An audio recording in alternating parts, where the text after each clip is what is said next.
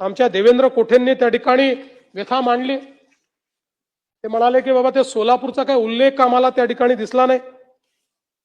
खरं म्हणजे काही गोष्टी भाषणात येतात, काही फाईन प्रिंट मध्ये येतात, पण तरी देखील मी सांगतो की सोलापूरच्या आयटी पार्क करता त्या ठिकाणी आपण जागा ही चिन्हांकित केली आहे आणि जी काही काय दिलं रे बाबा, ठीक आहे,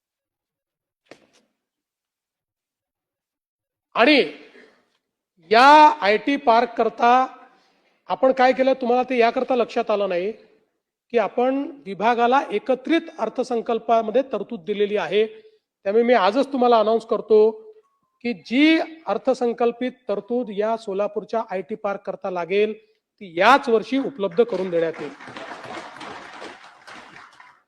यासोबत सोलापूरच्या विमानतळाच्या नाईट लँडिंगच्या संदर्भात केंद्र सरकार सोबत आमची बोलणी अंतिम टप्प्यामध्ये आहे।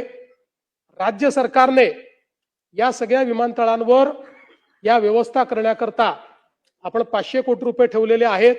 त्यामुळे सोलापूर विमानतळाकरता नाईट लँडिंगची व्यवस्था ही देखील आम्ही करू आणि त्यासोबत सोलापूर करता शासकीय अभियांत्रिकी महाविद्यालय हे देखील मंजूर करण्याचा निर्णय आम्ही घेतलेला आहे। आणि पालकमंत्री उडान पुलाच्या संदर्भातही आपण त्याच्याकरता निधी उपलब्ध करून देतो आहोत।